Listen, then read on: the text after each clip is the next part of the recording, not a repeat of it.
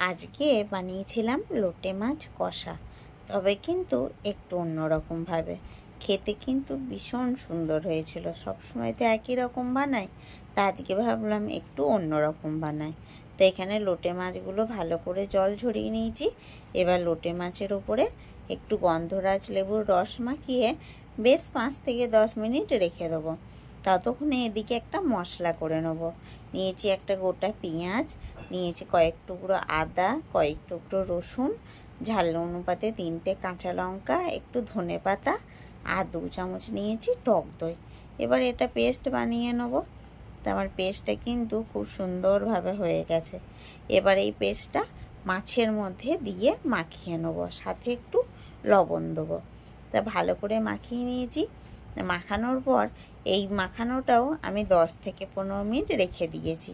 তারপরে কড়াইয়ে সর্ষের তেল গরম করে তেজপাতা, শুকনো লঙ্কা আর একটা ছোট্ট পেঁয়াজকে কুচিয়ে দিয়েছি। এবার ভালো করে একটু ভাজা হতেই আমি মেখে রাখা মাছটা দিয়ে দিলাম। মেখে রাখা মাছটা দিয়ে তার গ্রেভিটাও, বাদবাকি গ্রেভিটাও দিয়ে দিলাম। দিয়ে খানিকক্ষণ নাড়াচাড়া করে নেব। খানিকক্ষণ নাড়াচাড়া করতেই আমি দিয়ে দেবো এতে ধনে গুঁড়ো, জিরে গুঁড়ো আর সামান্য অল্প পরিমাণ হলুদ দিয়ে সেটাকেও ভালো করে কিন্তু আমি নাড়িয়ে নেব। এবার একটু ঢাকা দিয়ে দেবো। খানিকক্ষণ পর ঢাকা খুলেই আমি একটু সামান্য মিষ্টি আর একটু গরম মশলা গুঁড়ো দিয়ে এবার ভালোভাবে কষতে লাগবো মাছটা। আর মাছটা কষতে কষতে মাছের ভেতরে যে কাঁটাগুলো আছে ওগুলো কিন্তু আপনা আপনি ওপরে উঠে আসবে, তখন ফেলে দিলাম। এবার আমি একটা লেবুর পাতা 2 পিস কুচিয়ে দিলাম এর মধ্যে, একটু সুন্দর ফ্লেভারের জন্য। আর গন্ধরাজ লেবুর ওপরের যে খোসাটা হয় সেটা একটু গ্রেট করে দিলাম। ব্যাস, দিয়ে ভালো করে একটু নাড়াচাড়া করে নেব।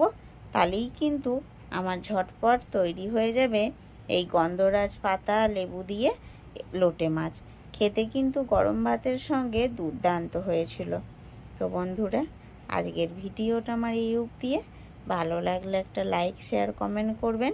আর যারা লোটে মাছ খান তারা কিন্তু বাড়িতে একবার হলেও অবশ্যই বানিয়ে খাবেন সকলে।